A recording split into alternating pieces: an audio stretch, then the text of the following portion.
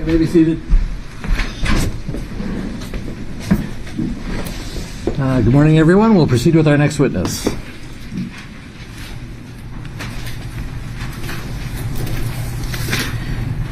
Good morning, Your Honor. Thank you. Before I call the state's next witness, I'd like to offer two exhibits into the record that were published yesterday, Exhibits 75 and 267. Those are received. Thank you, Your Honor. The state calls John Edwards.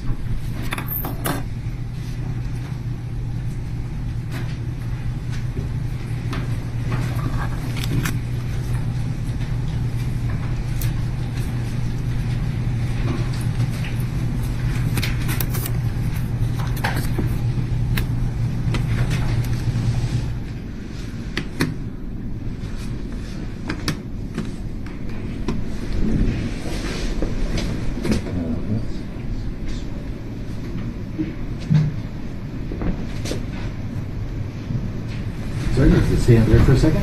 Raise your right hand. You swear or affirm under penalty of perjury that the testimony you're about to give will be the truth and nothing but the truth? Yes, sir. Have a seat.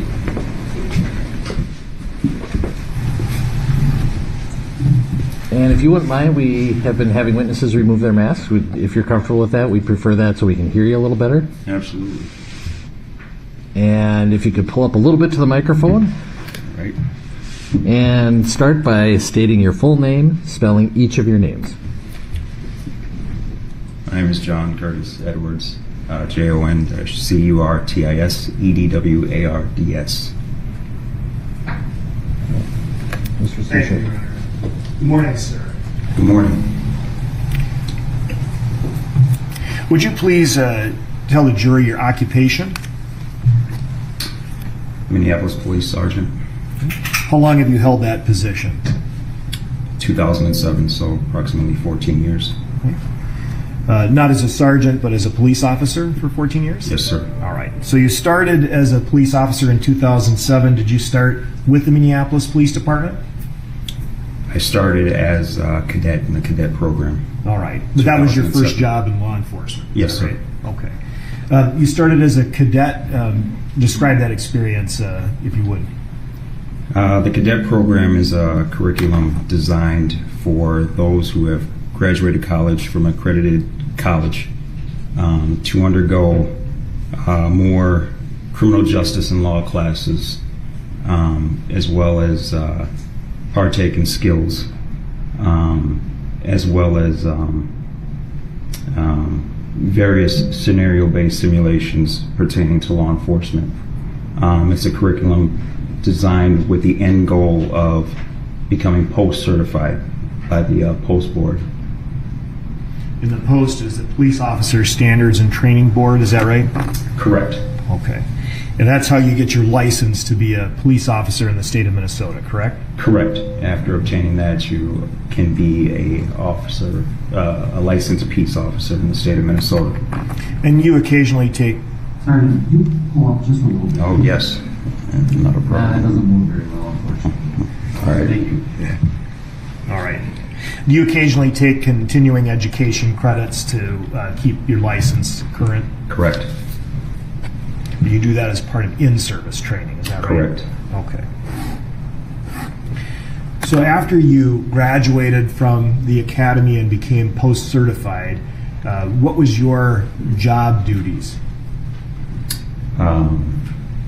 Upon graduating the academy, you are a new officer on FTO. What do you mean by FTO? Every new officer is assigned a FTO, which is a field training officer, and that is usually a veteran officer who you, for about 4 to 5 months, you're on rotation with a new or with a veteran officer as you learn the ropes. After you completed your field training, then did you become a patrol officer? Yes, sir. Can you please share with the jury the different places within Minneapolis that you were assigned as a patrol officer? So I finished my FTO rotation in the 3rd Precinct, South Minneapolis.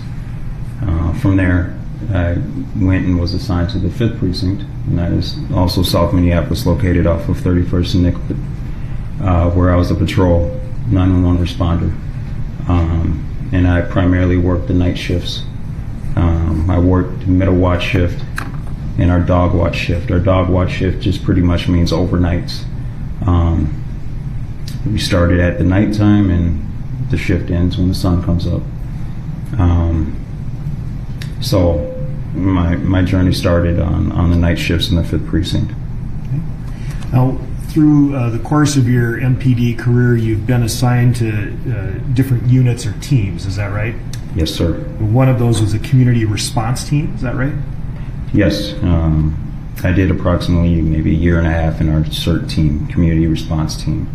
That is a unit that's not bound by 911 patrol.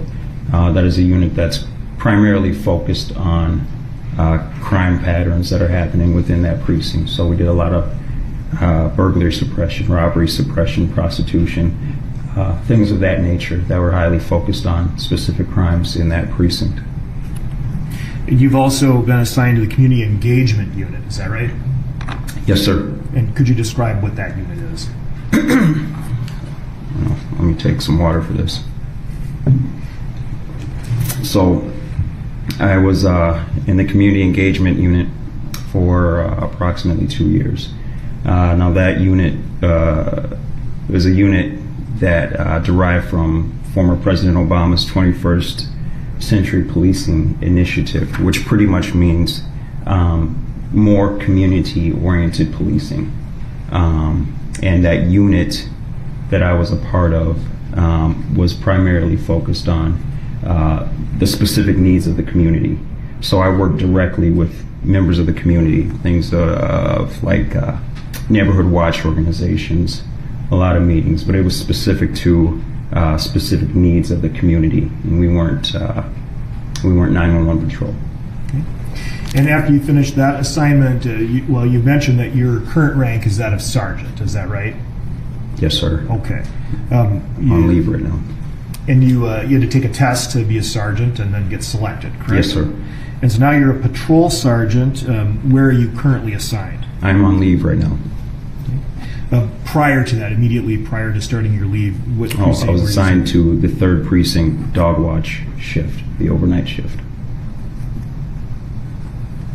Now, when you're working as a shift sergeant, do you typically wear a uniform? Yes, sir. Outfitted with a body-worn camera? Yes, sir. Do you have a partner? No. I'm one of 3 sergeants that are on that shift, though, but no partner. Are you assigned a car? Yes, sir. When you ride, then you ride solo? Yes, sir. Now, you've, as a Minneapolis police officer, you've signed a certification that you're familiar with various Minneapolis Police Department policies. Is that right? Yes, sir. And as part of that, in addition to all of the policies that have been introduced, we're just going to focus on that of critical incident response. All right? Now, when we looking back to May 2020, you were supervising the dog watch shift. Were you working on May 25, 2020? Yes, sir, I was. Okay. And when do you recall beginning your shift? Like I said, I'm the dog watch shift. Our shift started at 20-30 hours, which is 8:30 p.m. And what's the first thing you do when you start the shift? First thing I do is conduct roll call with my officers. Describe what the roll call involves. Roll call is basically attendance, making sure all the officers are there, everybody's there, accounted for, they're ready to work. It's a time where we pass along pertinent information about what has gone on during the day, or maybe what crime patterns and things to be aware of. And if the officers have anything that needs to be brought to the table, they can as well. Roll call concludes with me giving the officers their squad assignments and then sending them on their way so that they can start answering 911 calls. And do you typically receive information from the previous shifts that you can pass it along to the officers you're sending out on your shift? Sometimes. Sometimes, yeah. You're generally familiar with the officers that you personally supervise? Yes. And other officers within the 3rd Precinct? Are you familiar with other officers in the 3rd Precinct who are not necessarily on your specific shift? Oh, yes, yes. Are you familiar with an individual named Derek Chauvin? Not personally, but I do know who he is. Okay. Do you believe you'd recognize him if you saw him? Absolutely. Do you see him in the courtroom today? Yes. Would you please point to him and... Okay, thank you. Your Honor, may the record reflect that the witness has identified the defendant? And objection. And following your record. How do you know him? Like I said, I don't know him personally. We worked out of the same building, but we worked on different shifts. I wasn't his direct supervisor. Sort of a name and face recognition. Absolutely. Ever socialized outside of work? No. Are you familiar with an officer named Tu Tao? Yes, I know who he is.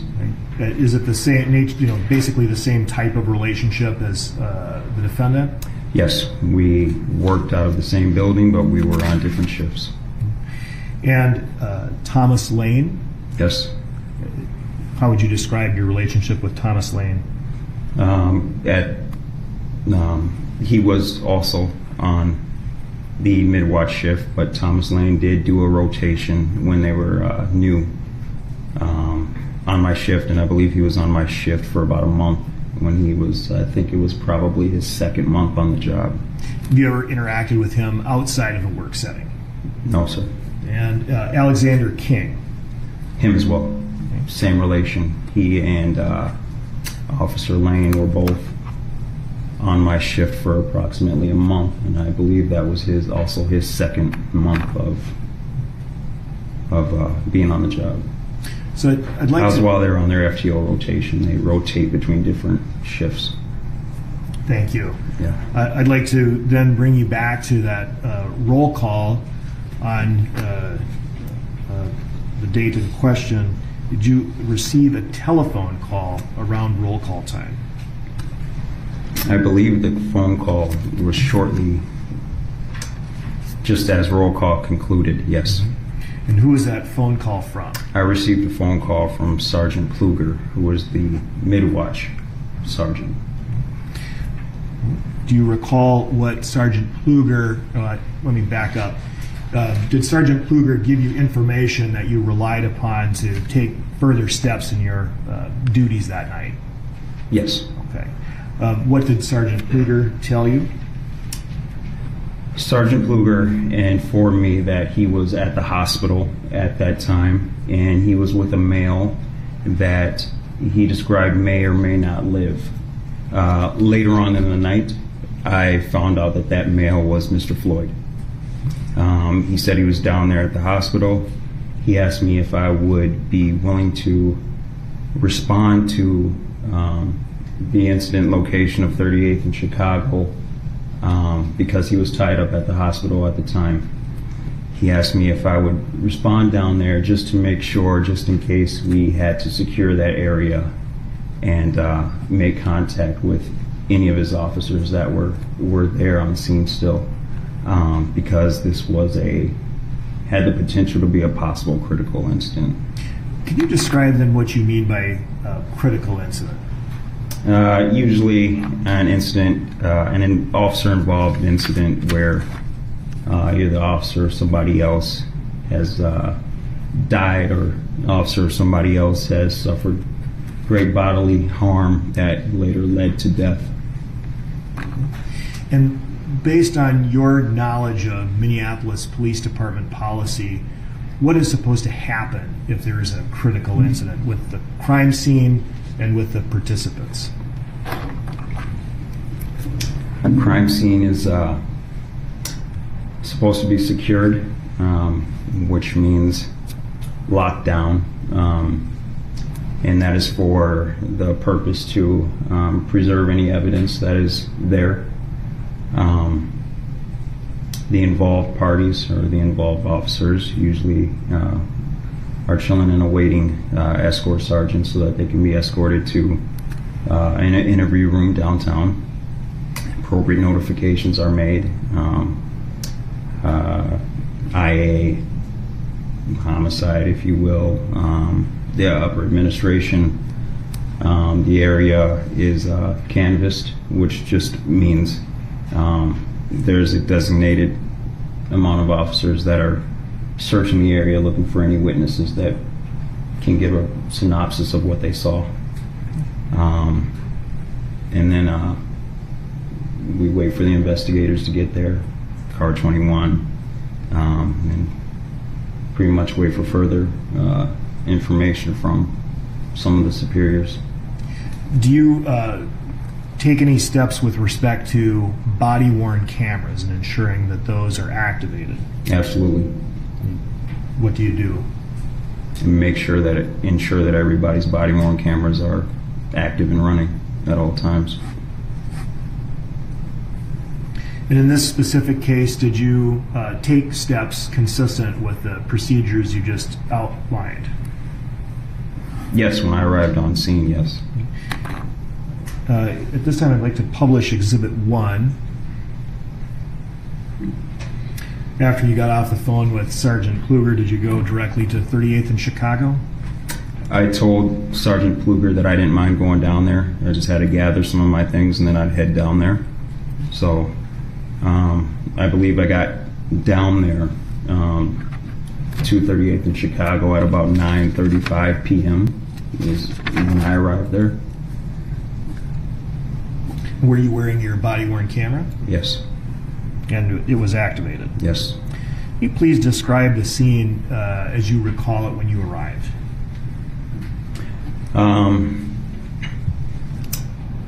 It's 38th in Chicago, so it's kind of a high-profile area.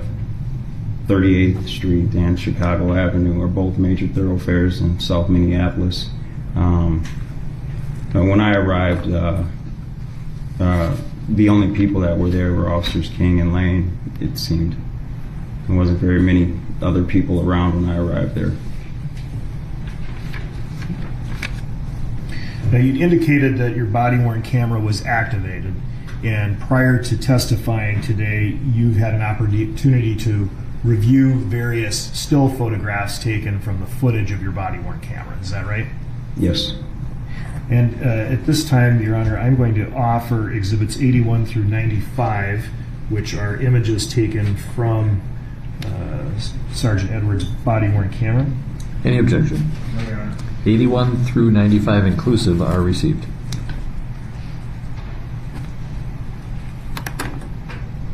You indicated that Officers King and Lane were at the scene when you arrived.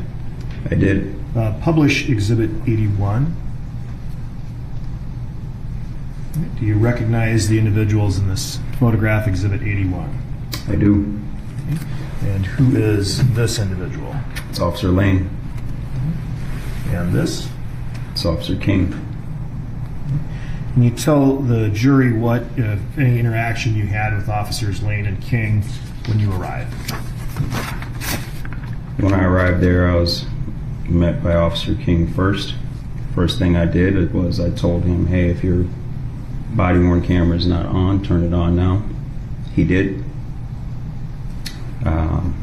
Officer Lane came out of the car several seconds afterwards, told the same thing to him, and he activated his body-worn camera. All right, so Lane was initially sitting in the car? Yes, sir. Do you know what car? His squad car, the one that's pictured right there. Is that 320? Sure. Is that a squad car assigned to that sector within the 3rd Precinct? Yeah, that's a middle watch squad.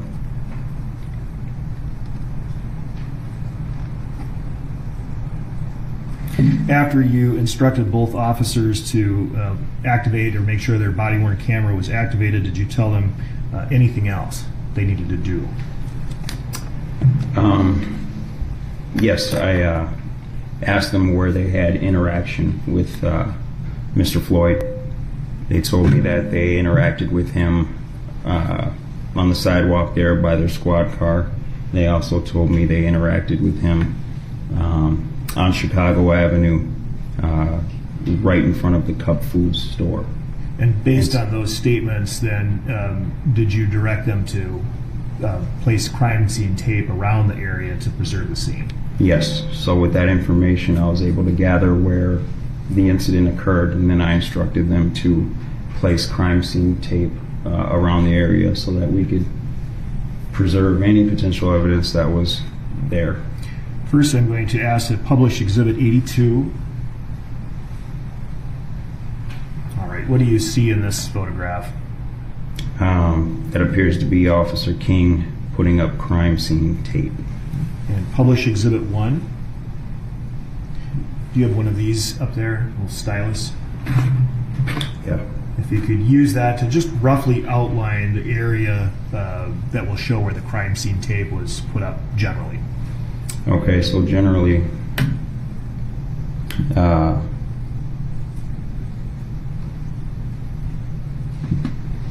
their squad was right here at the time.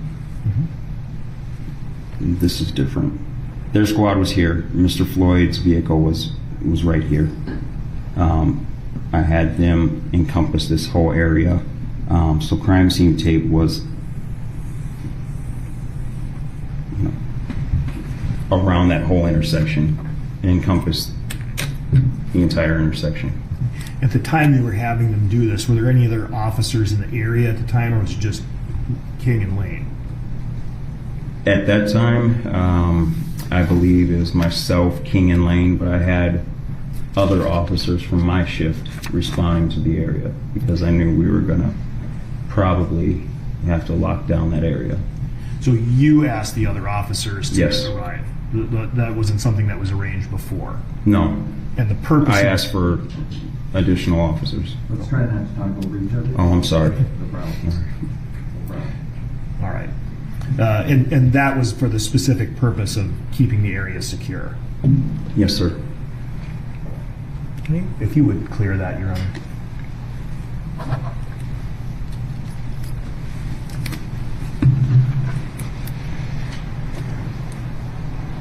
And at some point, did you learn that this, in fact, was a critical incident? Later on in the night, yes. But you were taking steps to secure the scene as if it were going to be a critical incident before that? Yes, sir. So, at this point, did you really know anything about what had happened that caused you to be called out there specifically? No, I didn't know specifics. No, at that point, I had very little specifics. For example? I was waiting for more phone calls from Sergeant Kluger for more direction of what was going on. For example, you didn't know the defendant was involved at that point, is that right? Correct.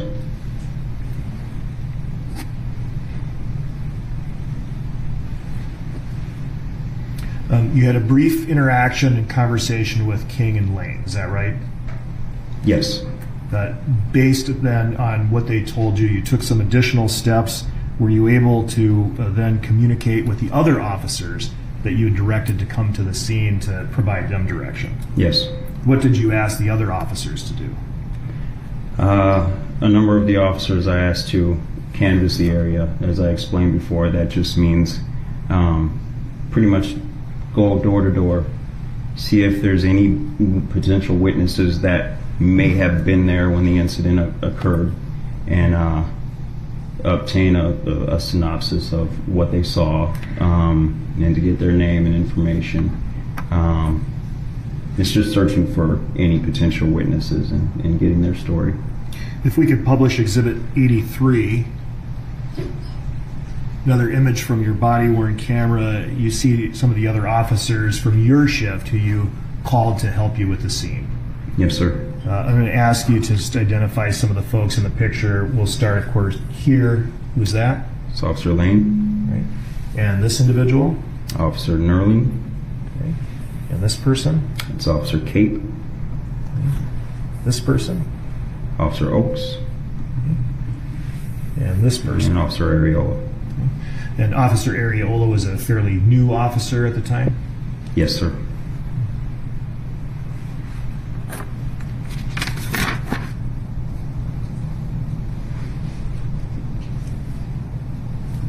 Now, would you please tell the jury just sort of the scope of the security you provided to this scene at that time during these it was the early morning hours now of May 26th, is that right?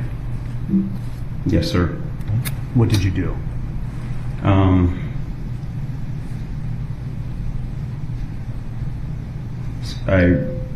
Shortly thereafter here, I received a call from Kluger telling me that escort officers or escort sergeants would be coming down, and that he was still downtown or at the hospital. I had been notified, and appropriate people in administration had been notified, and he just requested that the scene just remained secure. So, in answer to your question, we, my guys and I just remained there for scene security to ensure that no vehicle or pedestrian traffic entered the crime scene and contaminated our scene. You made sure no one came in to that roped off area. Yes. Did you take any steps with respect to the business cup foods? Yes. What did you do? Sergeant Kluger asked me if I was able to make contact with the manager, and if so, speak with him, which I did. How many officers at any given time were used to secure the scene? I believe that night I only had about maybe 8 to 10 officers on. And I didn't have every single one of my officers on this scene. So there were still a lot of 911 calls that needed to be attended to. In addition to then securing the perimeter of the scene, did you secure any vehicles within the scene? Yes, sir. And what vehicles did you secure? Officers King and Lane squad, as well as Mr. Floyd's vehicle that was parked ahead of theirs. And could you describe that vehicle, please? I honestly don't remember what kind of vehicle Mr. Floyd was driving. Okay. It was a dark colored vehicle, though, if I remember correctly. Did you keep officers King and Lane out of the squad 320? Yes, I did. And I told them to leave their belongings inside the squad car. At this time, I'd like to publish Exhibit 84. So Exhibit 84, then, for the record, is a photo from your body-worn camera taken at 21:50 and 17 seconds. Is that right? Yes. And we see both King and Lane in the photo, correct? Yes. All right. And is this where you had the initial interaction with them, where you asked them to get out of the vehicle so you could secure it? That is. And they complied with it? They did. Did you see anyone, including them, take anything out of the vehicle? No. Was the vehicle running or had it been stopped? It was running. What did you do since it was running? I told them to get out of the car. They got out of the car. And did you, at any point, stop the vehicle from running? That wasn't until the BCA showed up, and I believe it was Special Agent Mike Phil told me that they were going to take custody of the squad and Mr. Floyd's vehicle. We noticed the squad car, I'm sorry, was still running, so he instructed me to power it down. You'd also mentioned something about a canvass. Did you at some point instruct officers to do a canvass of the area for possible witnesses? Yes, I explained that, yes. Mm-hmm.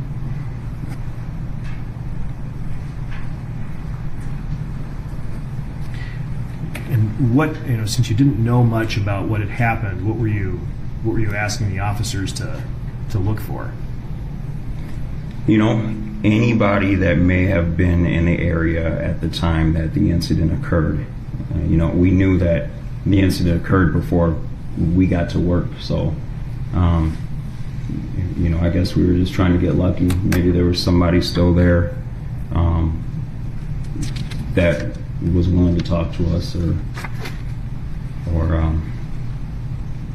yeah. Who did you send out to do the canvass? Was it several officers? Did that include Areola and Nerling? Yes, it did. They locate any witnesses who are willing to speak with you? What was that? Did they locate any witnesses who are willing to speak with you? Who are willing to speak with me? Yes. No. Did you at any point interact with an elderly or an older gentleman, I won't say elderly, older gentleman at the scene? Yes. Did he identify himself to you, first or last name? He identified himself to me as Charles. He refused to give me his name, his full name. Published Exhibit 87. This is another body-worn camera image, not from your body-worn camera, but it shows, who is this? That's me. Okay. And is this Charles? Yes, sir. And this point captures the conversation that you had with him at 22:05 and about 43 seconds. Is that right? Yes, sir. He did not provide any information to you. No, he did not. I explained to him that he'd be very valuable to us if he had something to say or if he saw something, but he told me he refused to say anything and wondered if he was under arrest, and I told him no, and he told me he wanted to leave. And of course, you didn't know whether or not he had spoken with anybody already about this incident. Correct. That was the first time I'd seen him. Did you ask King and Lane to participate in the canvass? No, I don't believe I did. No. What did you ask them to do? I asked them to chill out because later on I knew from Sergeant Pluger that he had a couple of escort sergeants coming down to transport them to interview room 100. Publish Exhibit 85.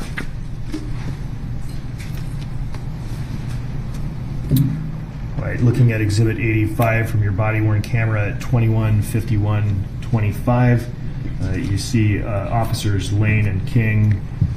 Were they standing where you told them to stand, waiting where you told them to wait? Correct. And at this time, you instructed them to keep their body-worn cameras activated. Is that right? Correct. Do you recall speaking with any other potential witnesses while you were at the scene? No, I don't. Do you recall entering Cup Foods? Yes. Yes. Speak with anybody at Cup Foods? Yes.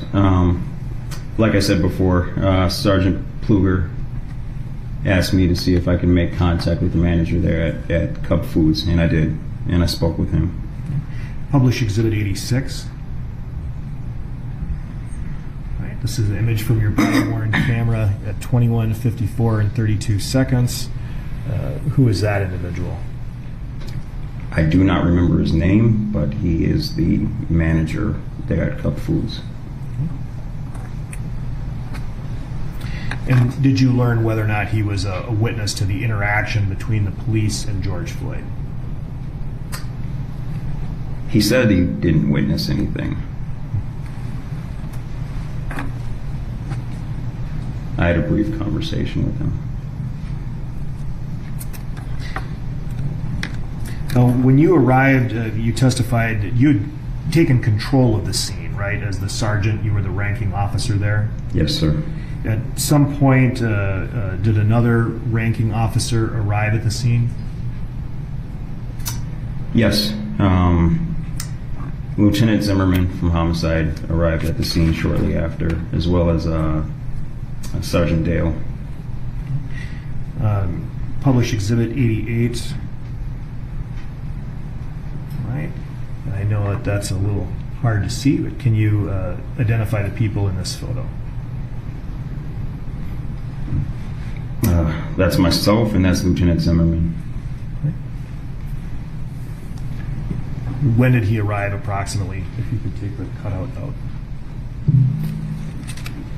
When did he arrive approximately? Yes. I couldn't tell you the time he arrived. I can tell you the timestamp that I'm seeing right there. Yeah. 22:06. All right. So that would be 10:06 p.m. So even if not exact arrival time, this is pretty close in time to Lieutenant Zimmerman's first arrival? Yes. When Lieutenant Zimmerman arrived, what happened with the scene? He came and just ensured that we had the scene secure. He came and ensured that we had officers that were canvassing the area for any potential witnesses that were still there.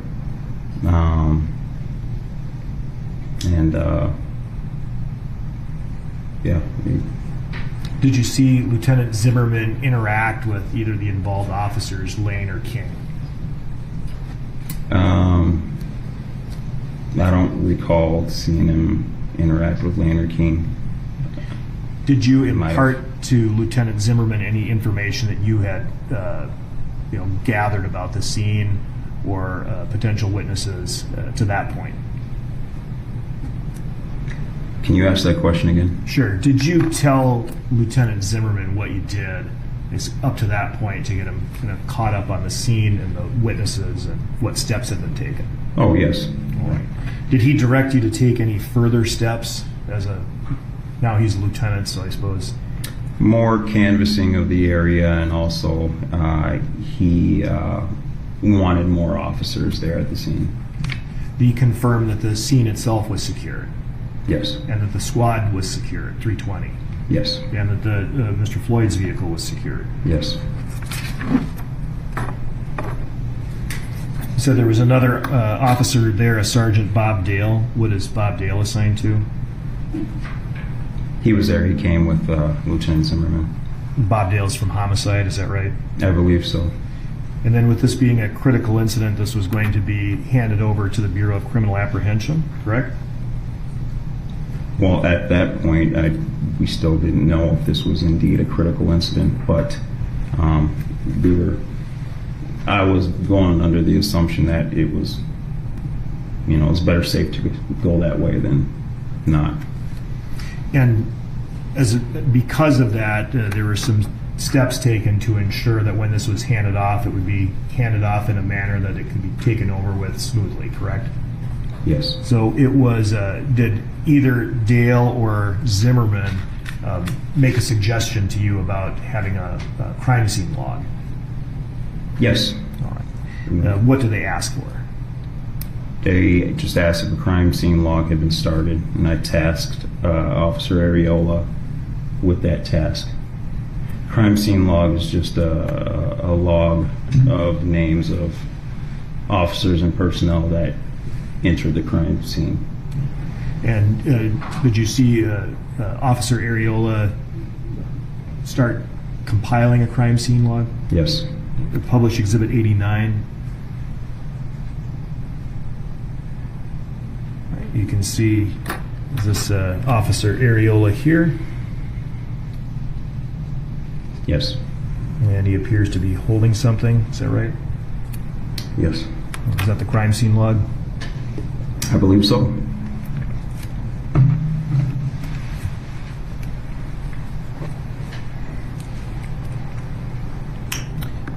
So as you testified, at some point you learned that Mr. Floyd had died, correct? Yes. And do you recall how you received that information? It was later on in the night, Sergeant Dale actually informed me that Mr. Floyd had passed away. Was that pretty shortly after Dale and Zimmerman had arrived? Yeah. Yes. About 10:13 p.m., is that right? It was sometime after Sergeant Dale and Lieutenant Zimmerman arrived. Then after that point, were there arrangements made for transport officers to bring Lane and King to City Hall pursuant to critical incident protocol? There were. Did you watch that happen? Yes. Officers Walitsky and Officer Ashoff responded to the scene, and they were Officer King and Officer Lane's transport sergeants. Publish Exhibit 90. There's additional body-worn camera footage. Do you see Officer or Sergeant Ashoff in this photo? Yes. Would you take your stylus and draw a circle? And Waletsky?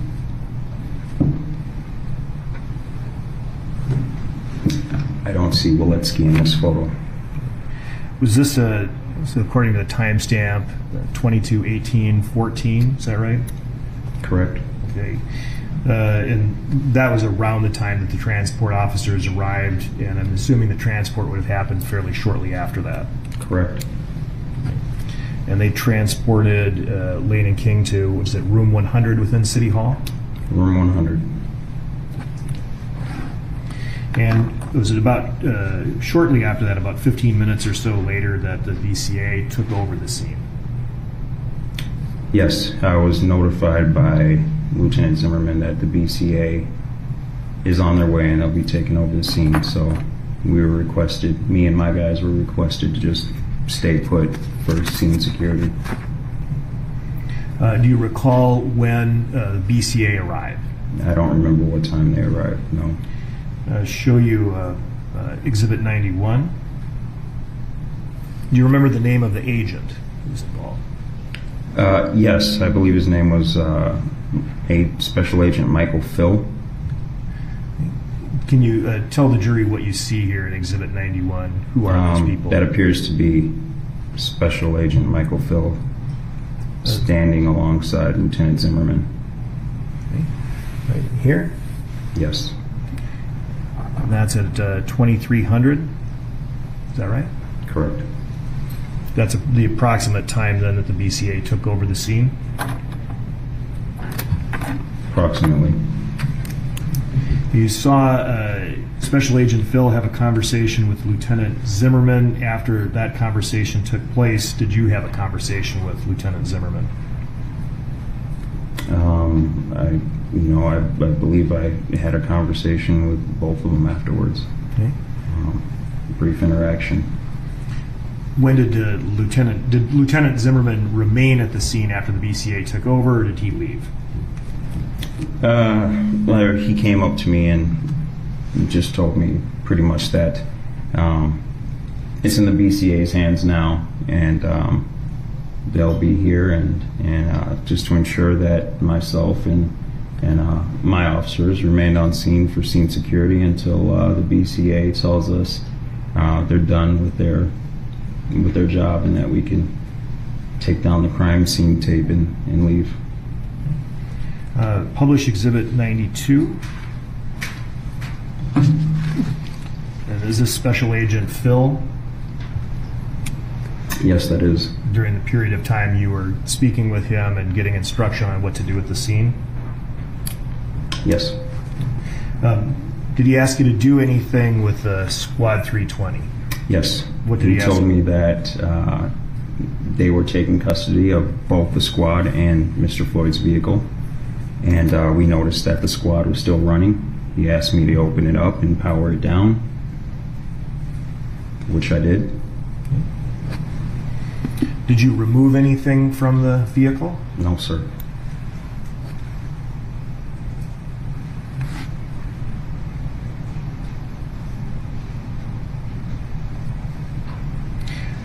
Now, at this point, the BCA has the scene, and you're no longer taking any investigative steps or collecting evidence. Is that right? Correct. But did you make observations of other officers doing those things, watching the BCA? Such as? Such as anything with the vehicle? No. No. I Did you didn't see anybody doing anything with the vehicles. Any other officer, if that's what you're asking. Did you see other officers taking photographs, looking at the vehicle? No, sir. Did you see any forensic scientists or people you recognize to be forensic scientists come onto the scene? Just the team of people that Special Agent Michael Phil had with him. And those There were were several BCA people there. Those were the folks who were allowed in the scene. Is that right? Yes. At some point, did you watch Mr. Floyd's vehicle be actually towed away by the BCA? Yes. Ultimately, Special Agent here had both the squad car as well as Mr. Floyd's vehicle towed from the scene. And you watched them do that? Yes, I was still on scene then. Publish Exhibit 94. Right, is this an image of the BCA towing away Squad 320? Yes. And they'd already towed the SUV at this point, is that right? I believe so. Can you tell the jury then what you did with the scene after the vehicles were towed away? After the BCA had the vehicles towed away, it wasn't very long after that Special Agent Michael Phil told me that they were all finished now and we could take down the crime scene tape and leave. Did you do so? Yes, sir. Publish Exhibit 95. This is at 3:34 and 54 seconds. What does this image show? That's at 3:34 a.m. and that's me. Those are my hands helping take down the crime scene tape. And so at this point, then the crime scene was clear, no longer needed to be secured, and you would be able to exit the area. Is that right? Correct. All right. Thank you very much. I have no further questions, Your Honor. You may.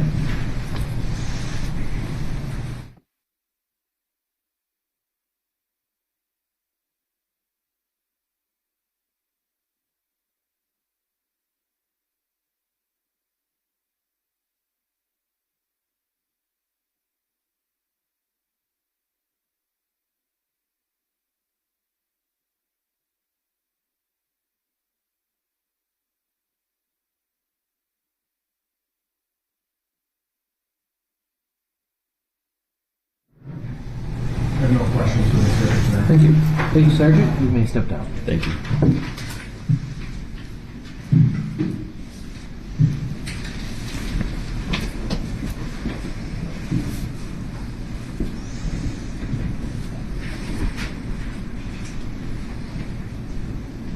All right. And next witness.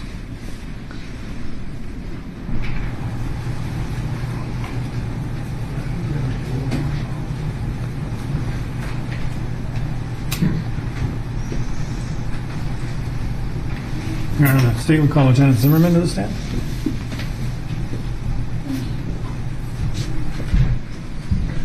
Do you swear or affirm under penalty of perjury that the testimony you're about to give will be the truth and nothing but the truth? I do. Thank you. Okay. Lieutenant, if you could give us your full name, spelling each of your names to start off with. I'm sorry. Your full name, spelling each of your names. Okay. And also, if you could remove your mask. Okay, thank you. It's Richard Zimmerman, R-I-C-H-A-R-D, and then Zimmerman, Z-I-M-M-E-R-M-A-N. Mr. Frank. Thank you. Can you please tell the jurors what you do for a living? I'm a police officer with Minneapolis Police Department. How long have you been a police officer? Since June 3rd of 1981.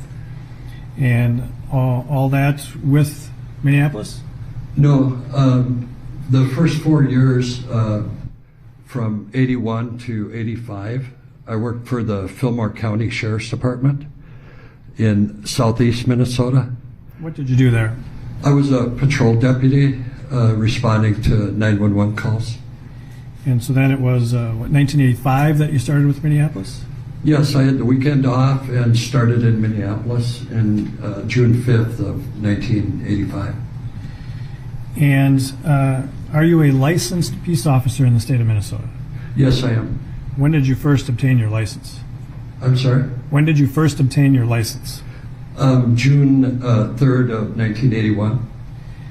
And as a police officer, having that license, are you required to do certain things to maintain that license? Yes. What kinds of things do you have to do? We have to do continuing ed, like any other professional license, and we have to do 40 hours of different education professional education in a certain time period. I'm not sure if it's 1 or 2 years. And if you don't, somebody's going to let you know, right? Yes, they will. And so, since 1981, have you done all that's been required to maintain your license? Yes, I have. When you started with the Minneapolis Police Department in 1985, what was your job? What were your duties? I was a patrolman. I worked the North Side Precinct. It's called Precinct 4. And I worked the 3rd Precinct. It's called Precinct 3, of course. And then my permanent assignment was the 5th Precinct, which is like Franklin, Nicollet, Hennepin Avenue, Lake Street. So when you're working as a patrol officer, what kind of things do you do? Yeah, well, we respond to 911 calls. We, deter crime, or try to deter crime, I should say. Yeah, that's kind of what we do. Traffic control, that kind of thing. You're out on the streets every day, Yes. or at least every day you work, right? Yes. And so then, did your job duties change eventually? Yes, in 1990, crack became really prevalent in the late 80s, and so I joined the crack team in the 5th Precinct, where there were 4 officers and a sergeant, and we would do search warrants, looking for drugs, that kind of thing. And so what year was that? I'm sorry. Pardon me? What year was that? 1990 to 1993. And what did you do then in 1993? I took the sergeant's exam and passed it, and was assigned to the adult sex crimes unit. And so what does it mean to be promoted to sergeant? Well, you take a series of tests, and once you're promoted, you express your interest as patrol or investigations. And so I talked to the lieutenant in charge of the sex crimes unit and expressed my interest. So you mentioned having to take an exam, Yes. just like sitting down and, like we do in school, taking an exam. Yeah, it was a written exam, and once you pass that phase, then you would take an oral exam, and then you were given your scores. And so you became a sergeant. Did some supervisory responsibilities come with that? Yes. Can you just describe for the jurors, like, what kinds of responsibilities a sergeant takes on? Yeah, well, as a investigative sergeant, you're assigned a case to follow up with the victims, and you do search warrants. And when you're doing search warrants, you have officers that assist you. So you'll assign them duties that, such as, assisting with the search warrant. And also have responsibilities to make sure the officers underneath you are properly trained? Yes, absolutely. Yeah. And, when I would do search warrants, I would explain to the officers that we don't want anyone to get hurt, either the officers or the subjects. And so, just continuing with your history, then you went into the sex crimes unit as a sergeant, and subsequent to that, did your responsibilities change? Yes. Can you tell the jurors about that? Yeah, in 1995, the homicide unit was expanding because of the amount of murders that were occurring in Minneapolis in 1995. So they brought in myself and one other guy from the robbery unit, and we were assigned partners in the homicide unit. And which unit do you currently work in? 1995. No, which unit do you currently work in?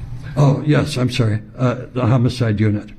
So from 1995 to today, you've been in the homicide unit? Yes. And did you, at some time during that period, receive another promotion? Yes. Tell the jurors about that, please. Yeah, in 2007, I took a lieutenant's exam, or 2006. I took the lieutenant's exam, and that's a series of, again, written tests and oral. If you pass that phase, then you go on to the oral interview phase, and you're notified of your results. And so you were promoted to lieutenant? Yes, I was. So how did that change your responsibilities, your job duties? Well, usually when you're promoted, you're assigned to a different unit than you worked. But they asked me to stay in the homicide unit because of my experience. And so I took over the job in 2008, November of 2008. And the duties are, I get called for every death, suspicious death, deaths where, it's clearly a homicide, deaths where officers have any question about how a person may have died. I go out to the scenes. And do you also supervise other officers? Yes, I do. Just describe for the jury, your responsibilities in supervising other officers. Yes, we have, right now we have 12 detectives in homicide that make up 6 teams. They work with a partner in homicide, and they're on a rotation basis for being on call. They're on call Monday through Monday, and when a team is on call, I'll go out to a scene, assess, what the death may be involved, and I'll call the on-call team to come in and start working the case. So you still respond to scenes? Yes. But you also supervise the work of the investigators? Yes. I every morning when I come in, I'll pull up, it's called pulling up the cases, and we pull up every death report in Minneapolis, and I'll look through each report, and I'll assign a case that I might have some questions about, and I'll talk to the detectives, explain why I think this needs to be looked into, and that's Monday through Friday kind of thing. And so are you their direct supervisor then? Yes. So you started with Minneapolis Police Department in 1985. Yes. Do you know where you are in terms of seniority in the Minneapolis Police Department? Yes. Where is that? I'm the #1 officer in seniority. I hate to say that, but I am. Understood. Were you called out to a scene on May 25th of 2020? Yes. And do you recall, why you were called to that scene? Homicide responds, I respond initially to critical incidents.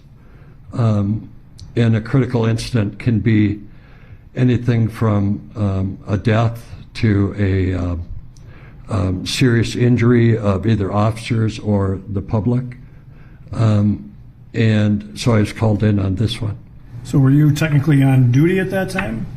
I was at home, and I was notified by my commander of this incident that happened at 38th in Chicago.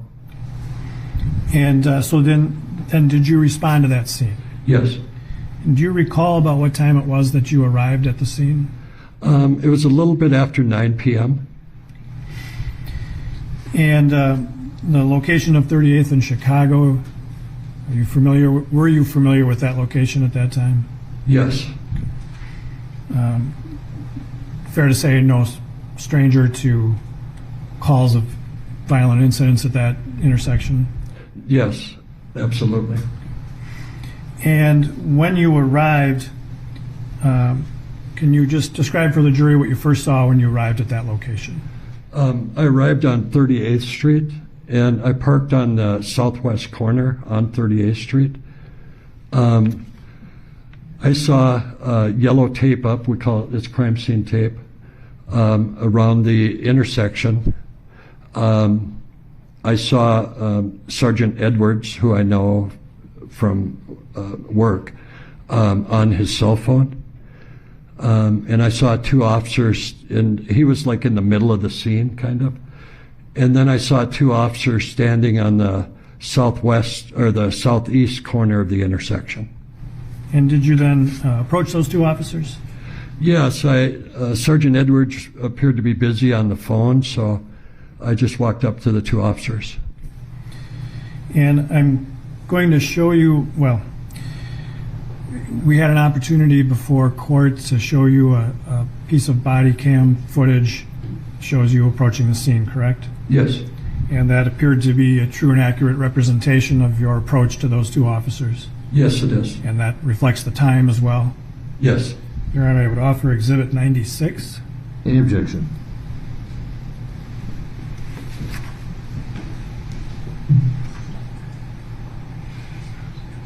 No objection. 96 is received. And then we'll publish 96.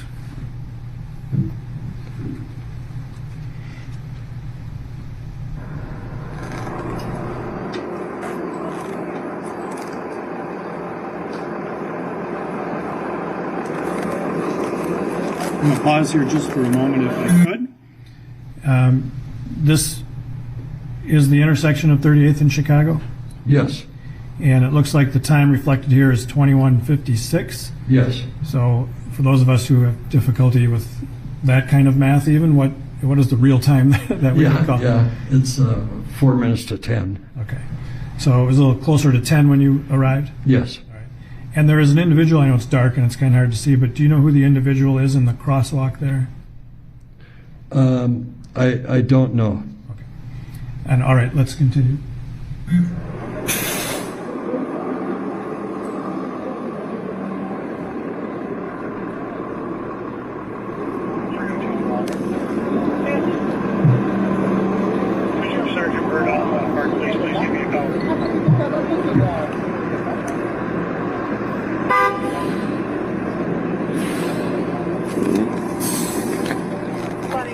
There's the rain.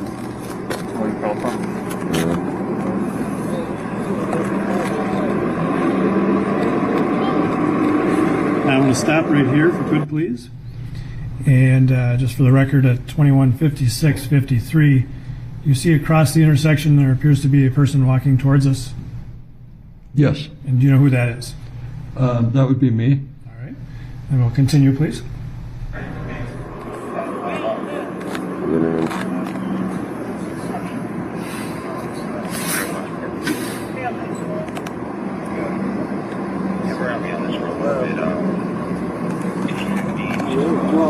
I'll give you a call back here. Okay.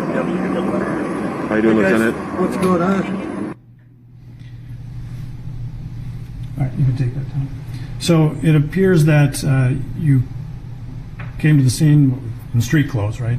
Yes. All right. And that's the moment where you walked up and talked to the two officers? Yes, I did. Did you recognize those two officers? Yeah. No, I didn't. And you appeared to be on the phone. Do you recall who you were talking to? I don't know if it was my commander or a deputy chief. I'm not sure. So then when you arrived there, those two officers looked like you had just asked them a question. Did they give you some information about the incident? Yes. And based on that information, what did you conclude about their role in the incident?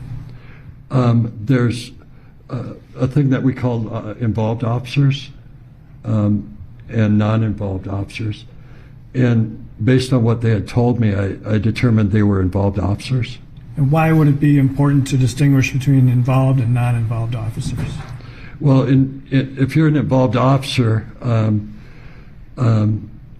you need to be brought down to room 100 at City Hall, and you need to be brought down by a supervisor in separate cars. And that's just according to policy? Yes. And so after having that conversation with them, what did you do next?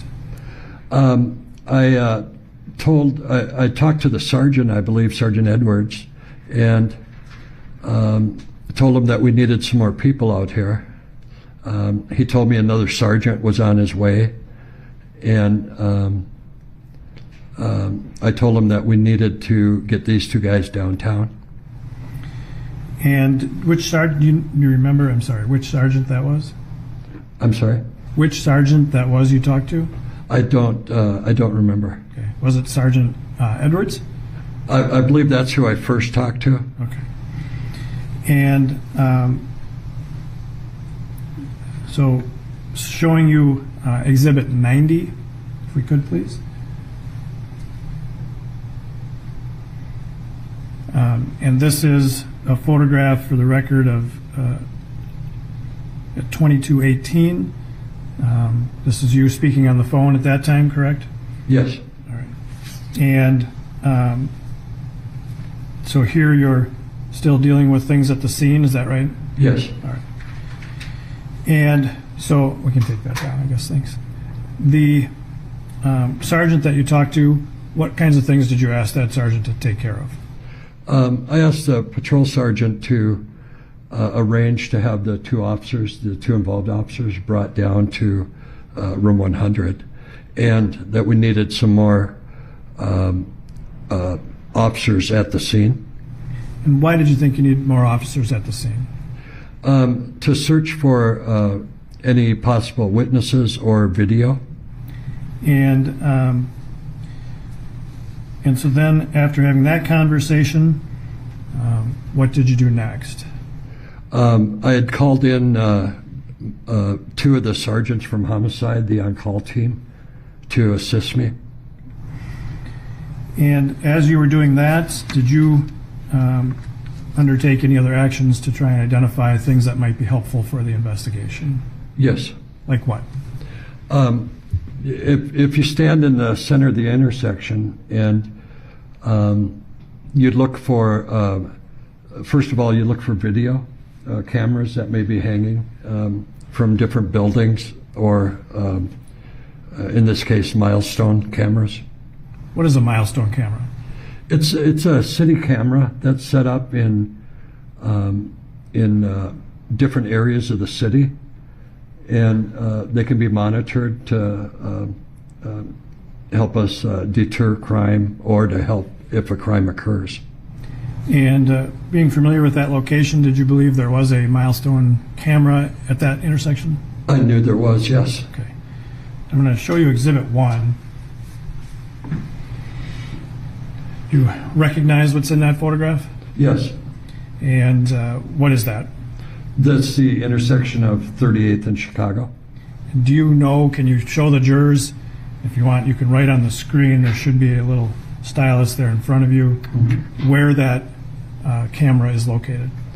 I believe it was right here. Okay. And how is it mounted, or where is it mounted? I'm not sure if it's on a light pole or under a light pole, but it's mounted up high. Some kind of pole there. Right. Okay. In fact, sometimes we call them pole cameras for the obvious reason. Yes, the older guys do that. Older guys and me, is what you mean.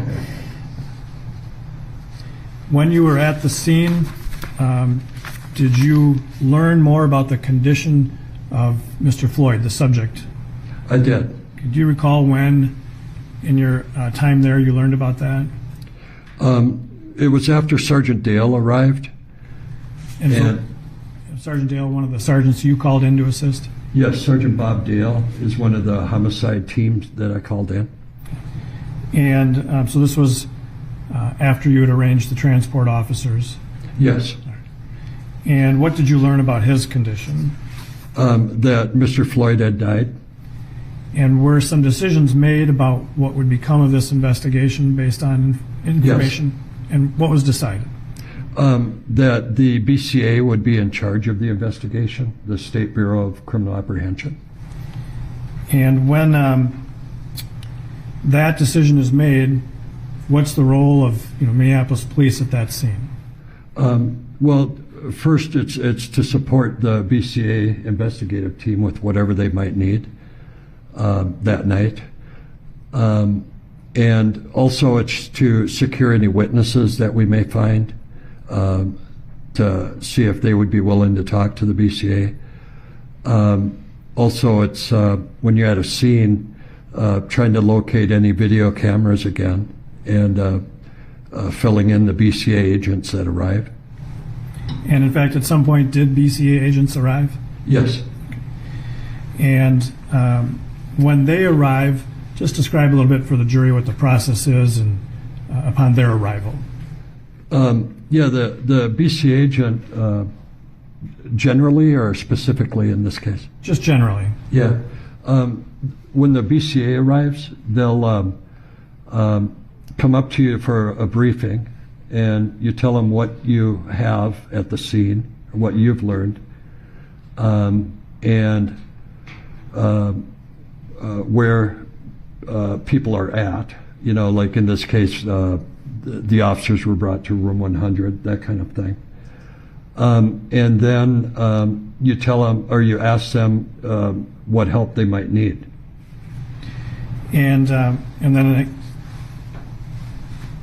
specifically, did something like that happen here in this case? Yes. All right. And I'm going to show you Exhibit 91 on the screen, please. And do you recognize what's depicted in this photograph? Yes. And again, this is the intersection of 38th and Chicago? Yeah, that would be me in the center of the shot, talking with a BCA agent. And this is starting that process of turning the scene over to them? Right, yeah. So the time here shows 2300, about 11 p.m.? Yes. And so then did you in fact turn this scene over to the BCA? Yes, I did. And that's shortly thereafter concluded your involvement with the scene? Yes.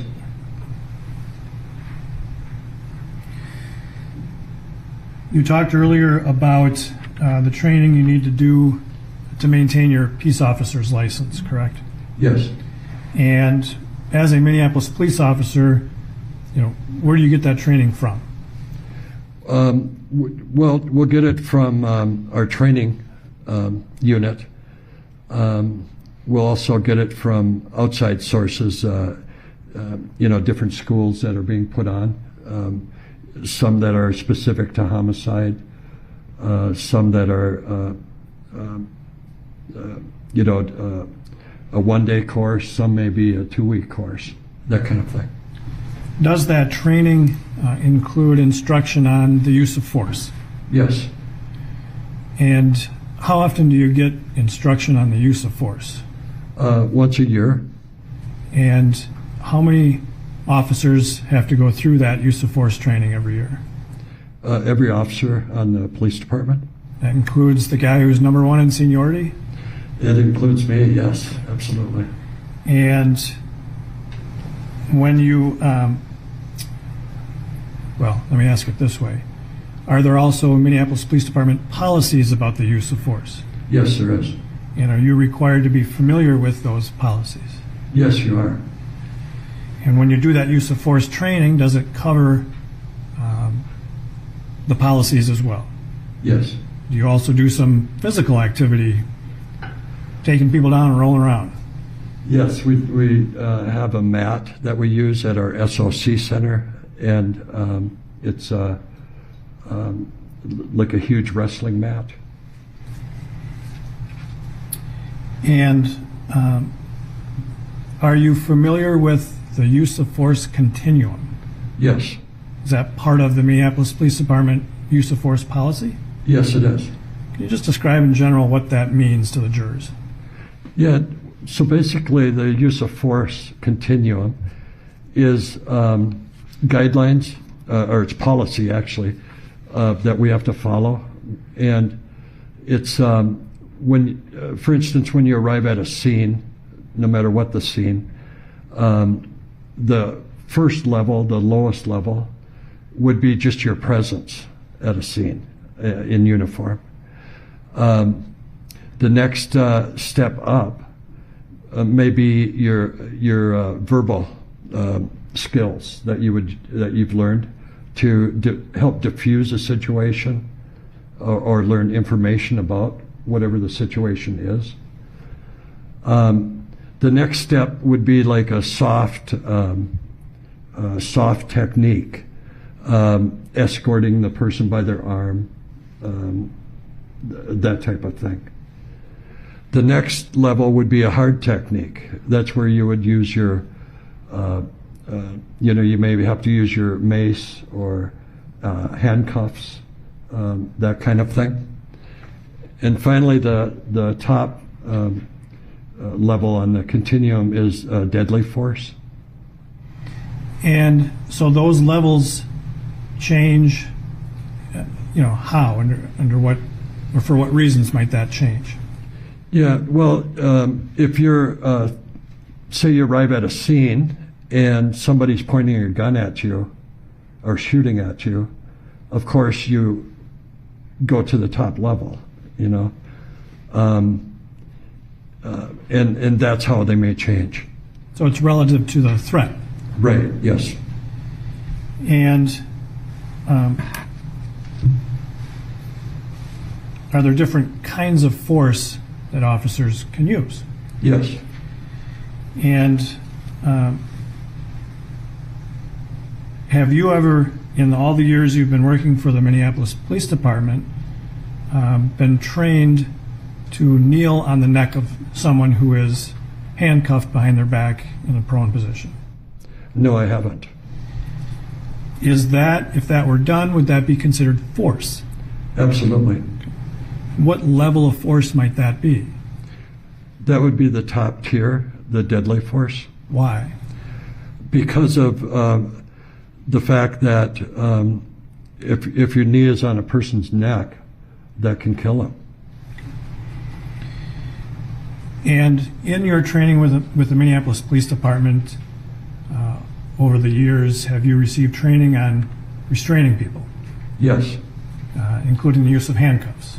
Yes. And when you are handcuffing somebody, when you handcuff them, what is your responsibility as an officer with regard to that person? Well, could I give you an example? Okay. Well,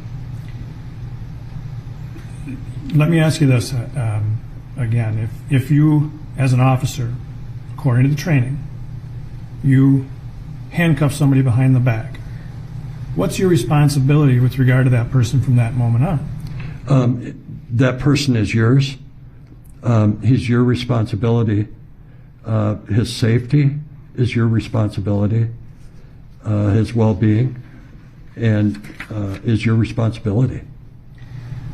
Once you handcuff somebody, does that affect the amount of force that you should consider using? Absolutely. How so? Once a person is cuffed, the threat level goes down all the way, to they're cuffed. How can they really hurt you, Well, certainly there could be circumstances when a cuffed person could still be combative. Oh, absolutely, yeah. But you getting injured is way down. What do you mean by that? Well, if you're, you could have some guy try to kick you or something, but you can move out of the way. That person is handcuffed, and they, the threat level is just not there. So by handcuffing somebody, you've taken away some of their ability to harm you. Absolutely. And if somebody who is handcuffed becomes less combative, does that change the amount of force that an officer is to use under policy? Yes. How so? Well, if they become less combative, you may just have them sit down on a curb, or the idea is to calm the person down, and if they are not a threat to you at that point, you try to,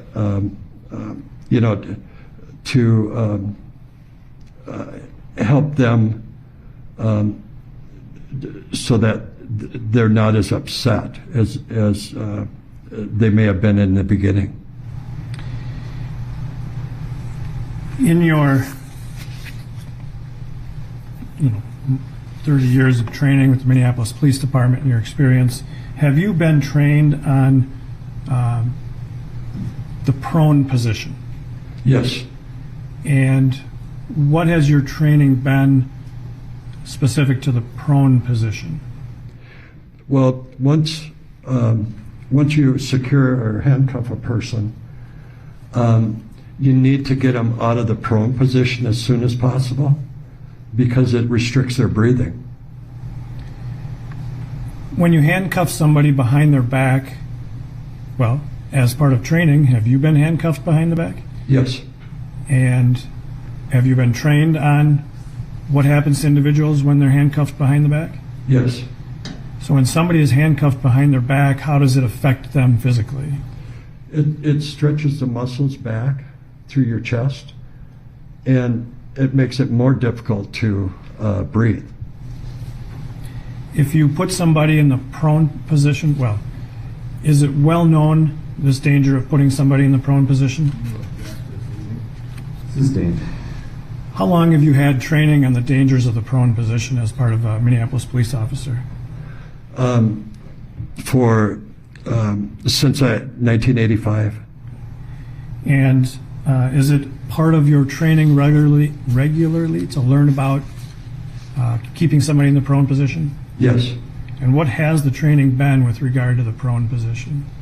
Once a person is cuffed, you need to turn them on their side or have them sit up. You need to get them off their chest. Why?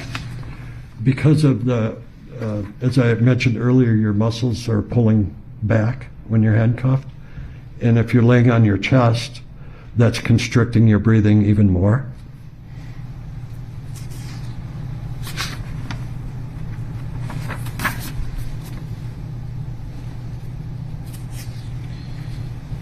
In your training as a Minneapolis police officer, are you provided with training on medical intervention?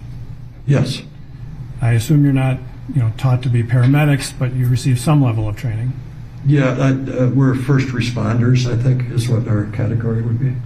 Does that include doing what we think of as CPR, chest compressions? Yes. And how often is that part of your training? CPR, it's like every other year or so. And as part of your training within the Minneapolis Police Department policies, is there an obligation to provide medical intervention when necessary? Absolutely. What is the general teaching that you get with regard to medical intervention? Well, again, it's been that you need to provide medical care for the person that is in distress. And would that be true even if you've called an ambulance to come to the scene? Yeah, absolutely. The ambulance will get there in whatever amount of time, and in that time period, you need to provide medical assistance before they arrive.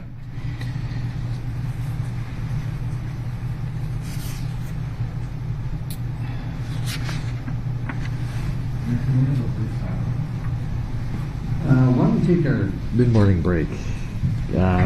Members of the jury will take our 20-minute mid-morning break. The attorneys and I will deal with the issue while you're on break. And Lieutenant, you may step down if you wish.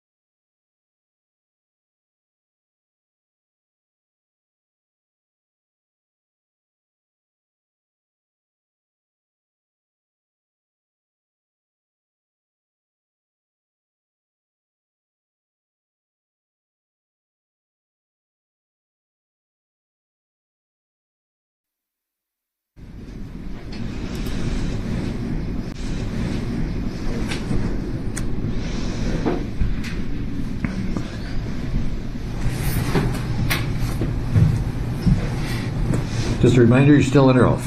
Yes, sir. Thank you, Your Honor. Lieutenant Zimmerman, I want to draw your attention back to the incident on May 25th of 2020. Yes. Earlier, you told the jurors about being at the scene, finishing your work there. The next day, did you have an opportunity to review some video of that incident? Yes. And do you recall what that video, where you saw it? Yes. And was it we've been calling the Darnella Frazier video? Yes. Did you watch that video in its entirety? Yes, I did. And since then, have you had an opportunity to watch other video of the incident?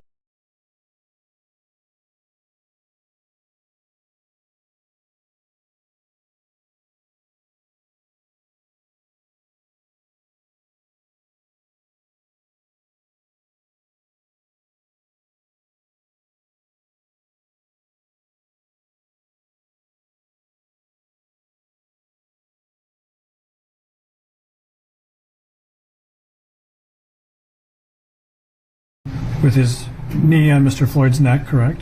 Yes. Would you call what you saw there a use of force? Yes. And did that use of force continue until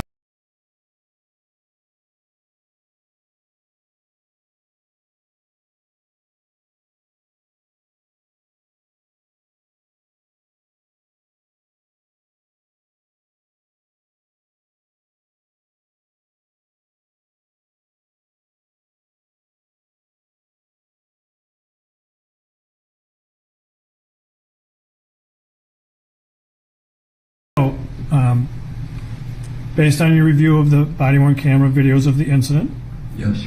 and directing your attention to that moment when Mr. Floyd is placed on the ground, Yes. what is your view of that use of force during that time period? Totally unnecessary. What do you mean? Well, first of all, pulling him down to the ground, face down, and putting your knee on the neck for that amount of time is just uncalled for. I saw no reason why the officers felt they were in danger, if that's what they felt. And that's what they would have to feel to be able to use that kind of force. Stop. New question. So, in your opinion, should that restraint have stopped once he was handcuffed and prone on the ground? Absolutely. And I should add to that question then also that it appeared he had stopped resisting. I'm sorry? And it appeared that he had stopped putting up any resistance.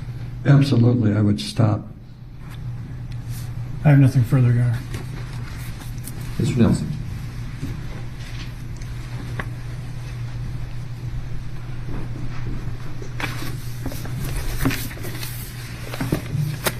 I may just have a moment, Your Honor.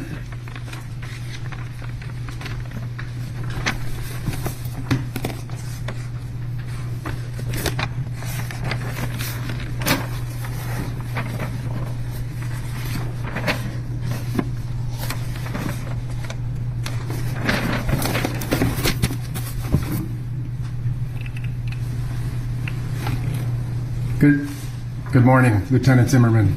Good morning. Thank you for being here today. You're welcome. So you testified that you have been a Minneapolis police officer since June 5th, 1985, correct? 1985, yes. And prior to that, you were with another agency? Yes. And when you initially came on to the Minneapolis Police Department, you were a patrol officer, correct? Yes. And you were a patrol officer from 1985 to approximately 1993 when you took the sergeant's exam and were promoted. Yes. And so it's fair to say that since 1993, so 27, 28 years, you've not been on patrol in the city of Minneapolis. Correct.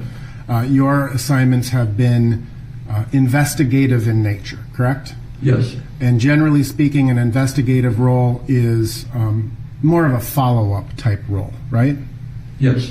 So an incident occurs on the street, it gets assigned to a detective, and then your job is to investigate the circumstances of that incident, right? Yes.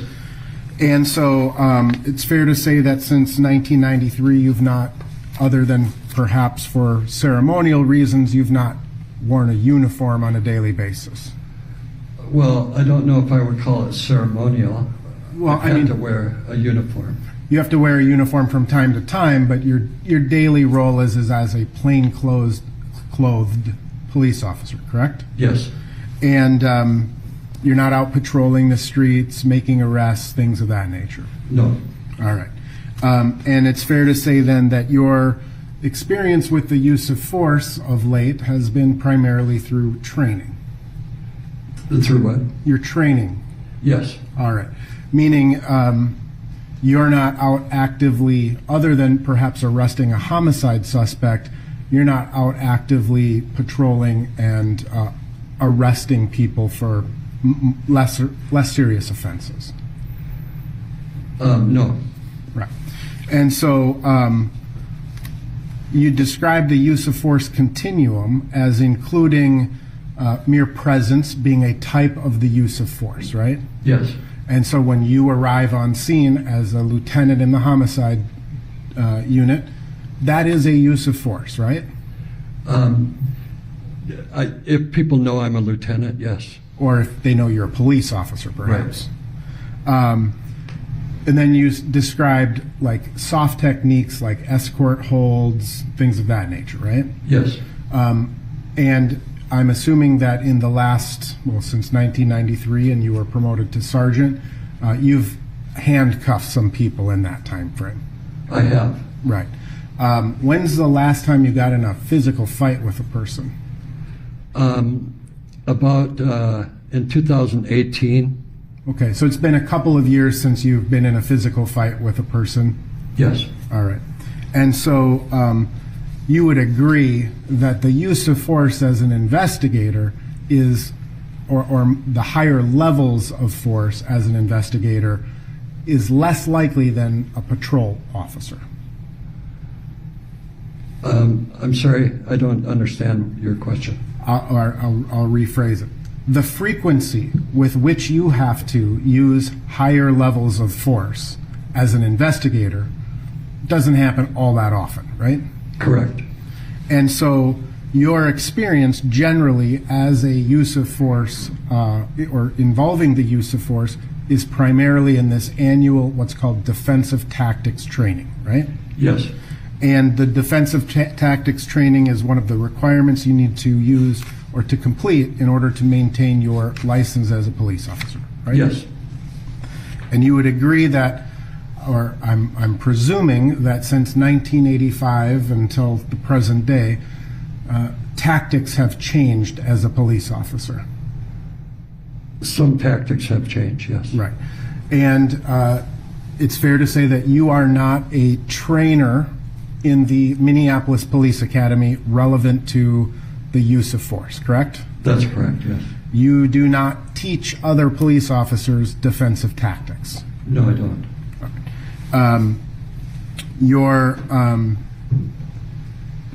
You would agree, however, that roughly 10 years ago, the Minneapolis Police Department kind of moved away from trying to hit people to control them and started using body weight to try to control people.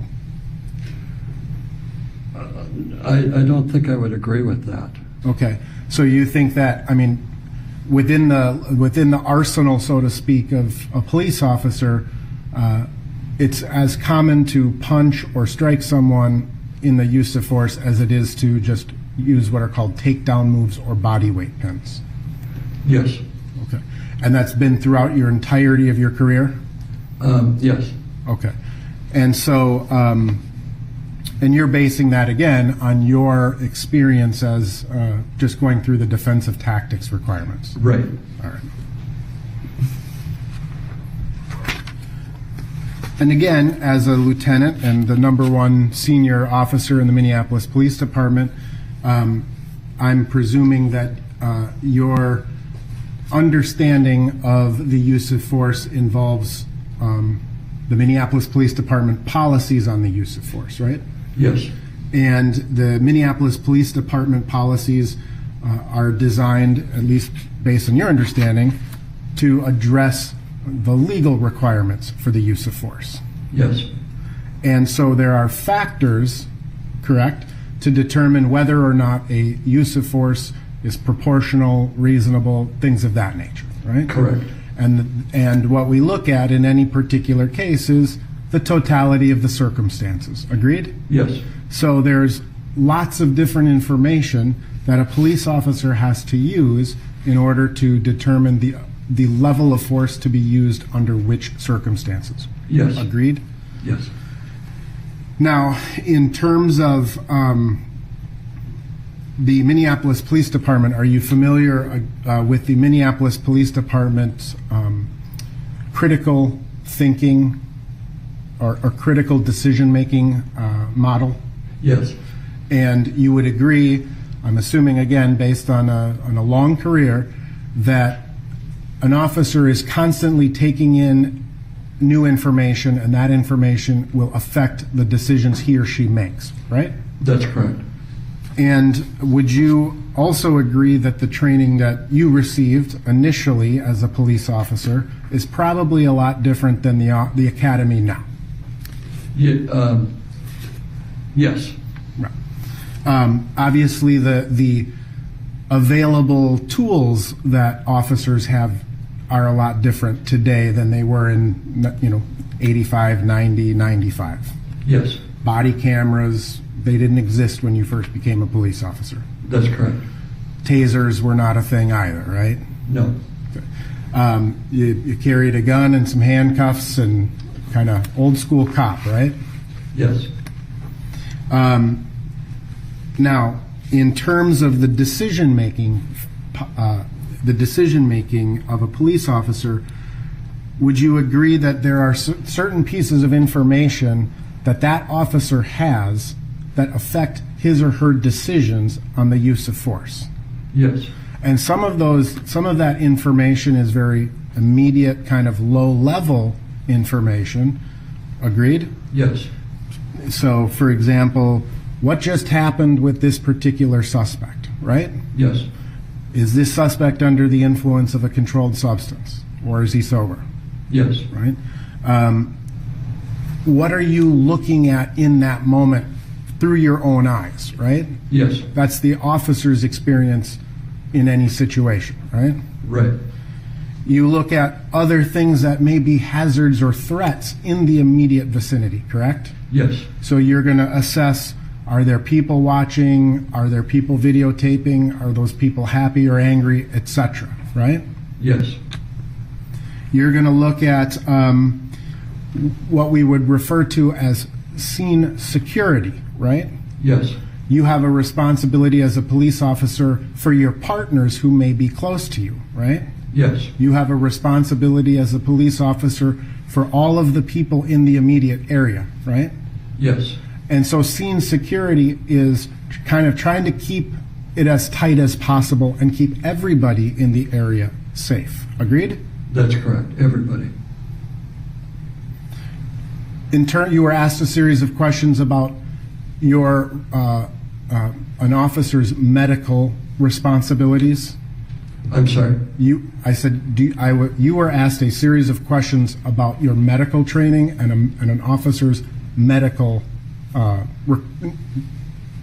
what they're supposed to do. Right. Yeah. Yeah. Yeah. And even in the assessment of a medical emergency, there are many factors that come into that assessment, correct? Yes. To your knowledge, Minneapolis police officers they're trained medically at a fairly low level. They're not paramedics, doctors, etc. That's correct. You're a first responder. Yes. Basically, you're taught how to apply tourniquets, patches for gunshots, stop bleeding, basic CPR, and resuscitative efforts, right? That's correct. A police officer's job primarily is to keep the scene safe. Agreed? I'm sorry. A police officer's responsibility is to keep the scene secure and safe. Agreed? Yes. Minneapolis police policy requires the involvement of a higher level of medical intervention if the circumstances dictate, correct? Yes. And an officer is required, if someone is having a medical emergency, to take what steps are they're able to reasonably in the moment, right? Yes. And that would include potentially calling EMS. That's correct. But then, so you've got all of these immediate factors, right, that come into play. But then you can kind of widen that lens a little bit, and there are some other factors that come into play in terms of the use of force, again, based on your training and experience. Yes. Such as, what do we know about the location generally, right? Yes. Is this a field in the middle of the woods, or is this a higher crime area, right? Yes. An officer is evaluating that as a process, as a part of the process involving the use of force. Agreed? Yes. You look at other things such as tactical advantages or disadvantages. Agreed? Yes. So if you are not able to get what's called concealment or cover, that becomes a question, right? In what? Well, in a use of force, you're examining the surrounding area, right, to see if something happens, can I conceal and cover, right? Yes. You also, in addition to the scene security, you need to deal with securing the scene, which is different than scene security. Agreed? Yes. Scene security is maintaining the safety of everyone around, including yourself and your partners, right? Yes. Securing the scene is making sure that the scene itself is preserved and kept tight, right? Correct. Yes.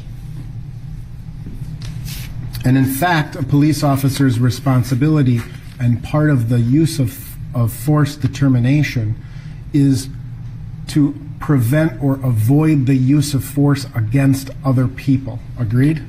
Yes, absolutely. So if you have to use force against one person to avoid using force against others, that's a factor that an officer should consider. Agreed? I don't know if I would agree with that. Okay. Again, within the training department, those people who are, it's their jobs to do that. They may be better to answer those questions? Yes. All right. And then even from there, you can widen the lens even further, and an officer will look at his training, right? Yes. What he is trained to do or not to do, right? Yes. He will look and take into experience, or he or she will take into account his or her own experience from their past career. Agreed? Yes. So things like fighting with someone, and what's the probability or possibility that that person is going to continue fighting with you in the future, right? Even after you have them subdued. I don't know. I don't think I can agree to that totally, but Okay. I understand what you're saying. There are circumstances where after a person is rendered unconscious, and then you perform, you revive that person, that they are more combative than they were initially. Agreed? Oh, yes. Mm-hmm. Yep. And again, in terms of your own past experience, an officer's own past experiences, they're taking that into consideration as well. Sure. Now, you testified that you have never been trained as a Minneapolis police officer to use a knee on the neck of a suspect. That's correct. You would agree, however, that in a fight for your life, generally speaking, in a fight for your life, you as an officer are allowed to use whatever force is reasonable and necessary, correct? Yes. And that can even involve improvisation. Agreed? Yes. Minneapolis Police Department policy allows a police officer to use whatever means are available to him to protect himself and others, right? Yes. So if there's a paint can sitting on the table and someone is attacking, you can use that paint can as a weapon. Yes. And in fact, you have been trained in the prone handcuffing techniques, correct? Yes. And it's your testimony that Minneapolis Police Department has never, ever trained anyone to put their knee across the shoulder and to the base of the neck? I didn't say that. Okay. So you would agree then that pursuant to Minneapolis Police Department training, when a suspect is arrested and in the process of being handcuffed or being restrained, it would be consistent with the Minneapolis Police Department training you've received to place your knee across the shoulder to the base of the neck. I don't know if I've, part of your question was handcuffing, and we've certainly been trained to put the knee on the shoulder, but I don't know about just restraining a person. I don't recall being trained in that, but. Okay. Again, possible based on the circumstances. Sure. Right? And when an officer is restraining a person and has called for EMS, have you heard the term that we're holding this person for EMS? Yes. Okay. And essentially that means you want to keep them in that position until EMS arrives because they're more capable to deal with whatever this situation is. Agreed?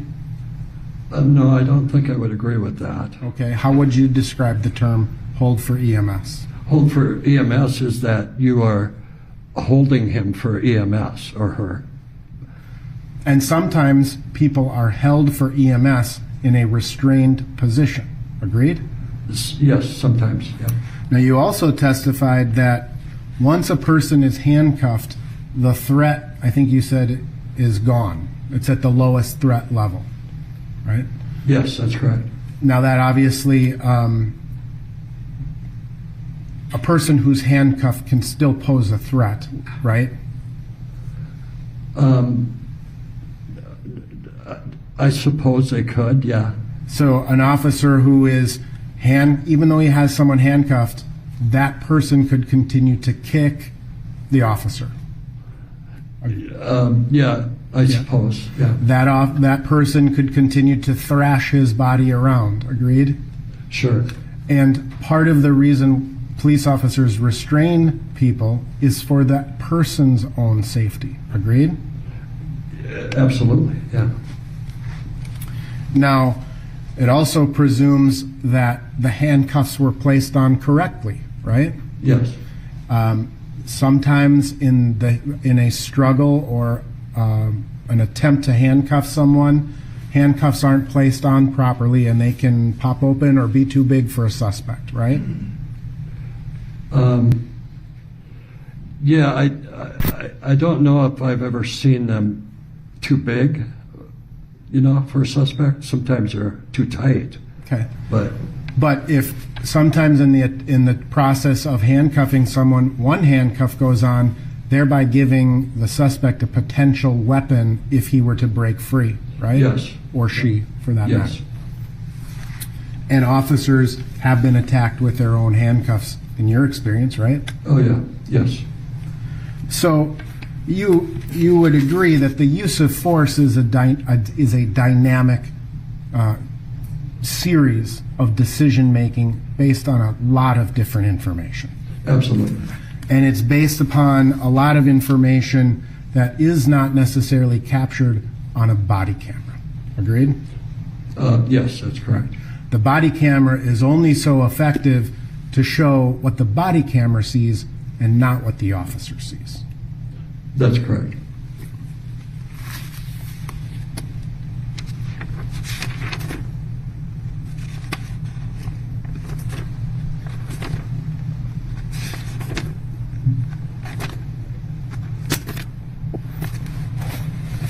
Now, in terms of what you did in this particular case, essentially, you would be are you what's called Car 21?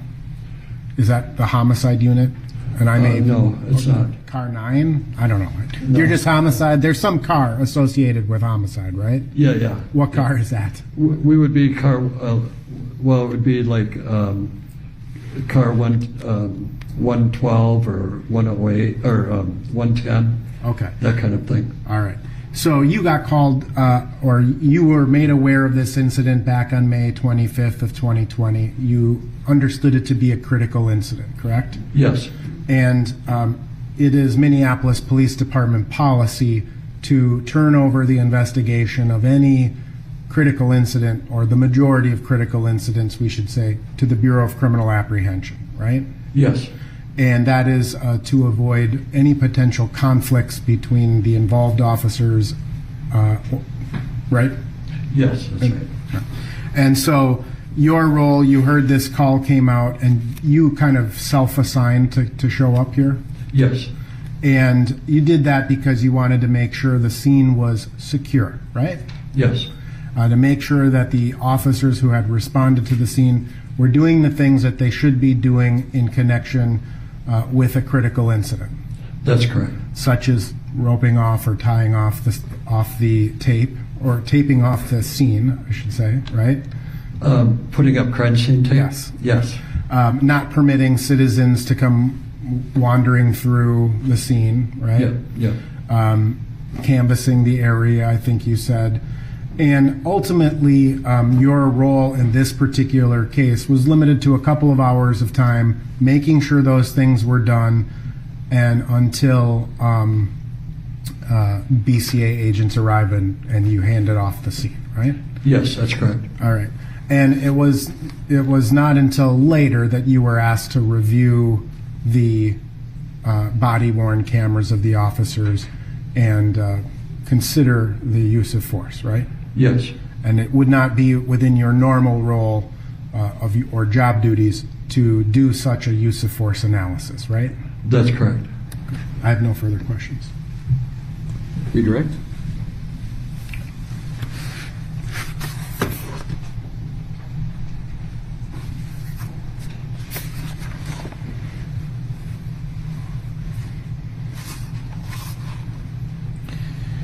Lieutenant Zimmerman, you had the opportunity to review the body-worn cameras from Yes.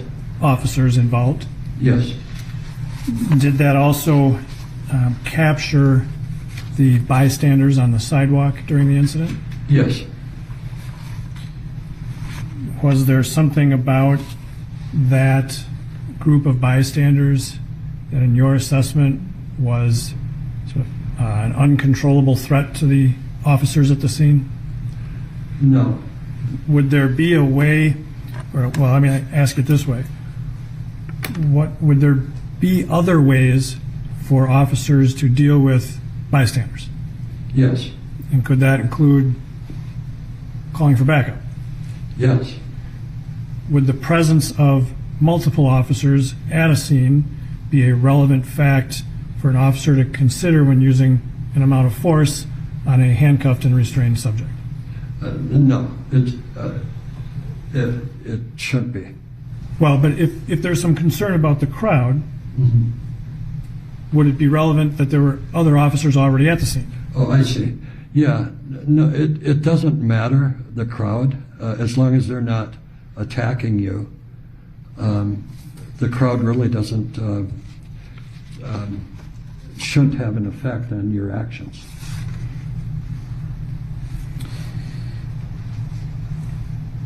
You were asked if the use of force training has changed over time.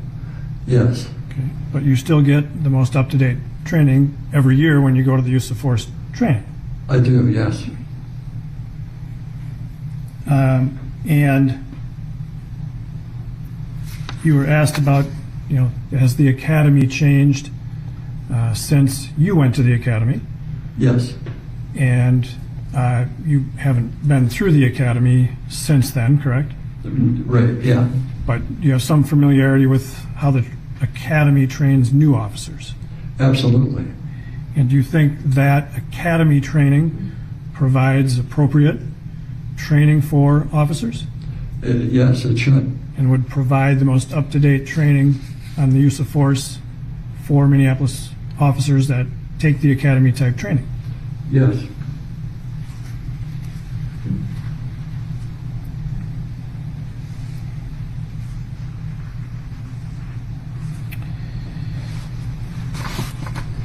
You were asked if you were a trainer. You are not a use of force trainer. That's correct. You are a student in Yes. use of force.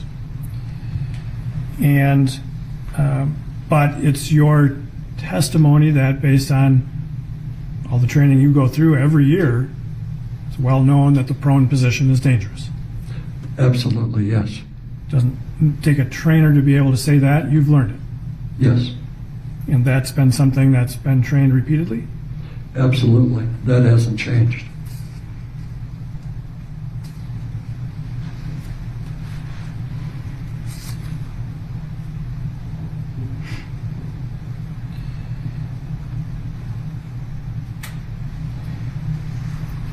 You were asked about the critical decision-making model. Yes, Familiar with that from your training? yes, And part of that is continually reassessing the need for force. correct. It's a fair statement? Yes, And so that would include reassessing the location, yes, the tactical advantage, yes, conceal and cover, yes, scene security, yes, security and scene, yes, or security of the scene, yes, medical distress of the person restrained, yes,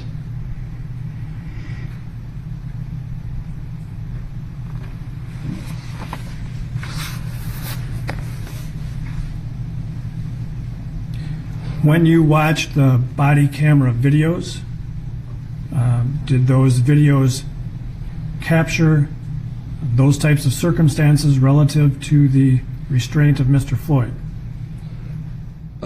yes, And you were able to assess those things in telling the jury what you thought earlier about the restraint of Mr. Floyd?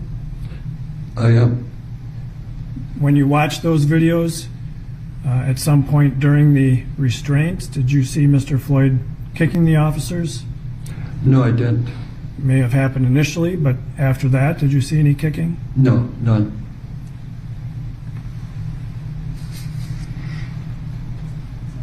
Defense counsel asked you about the concept of holding for EMS. Yes, So sometimes it's necessary to keep the person there so they can receive medical treatment. that's correct.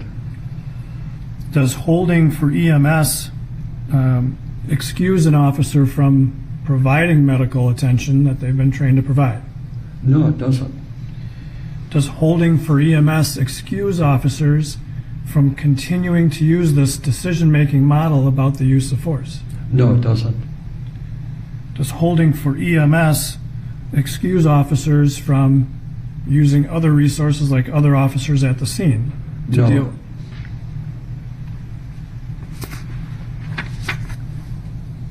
You were asked about handcuffs. If handcuffs are not properly locked, can they tighten? Yes. Can they loosen? I'm sorry? If they're properly connected, can they loosen? Mm-hmm. They can come open. But if they're locked, can they still tighten? That's right. If they're not, I think the term is double locked. Right, yes. And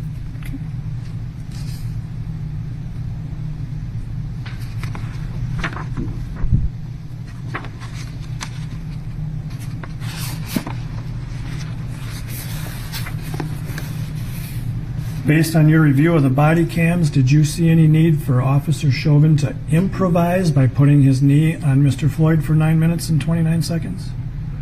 No, I did not. I have nothing further, Your Honor. Any requests? No, Your Honor. All right. Thank you, Lieutenant. You may step down. Thank you. Counsel sidebar?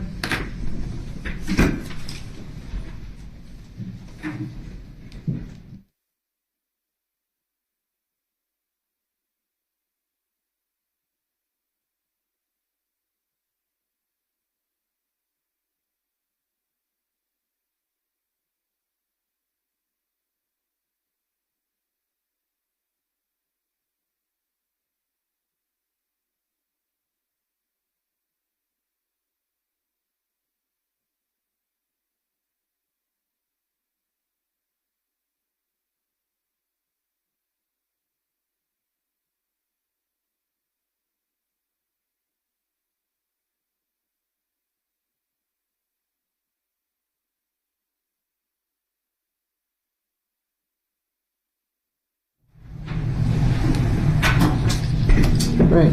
Members of the jury, that's going to do it for today. So we're going to release you, adjourn for the day, and return hopefully to start 9:15 on Monday. We have a motion before that we have to deal with, so it might be 9:30, but let's shoot for 9:15. All right? Thank you. Have a good weekend.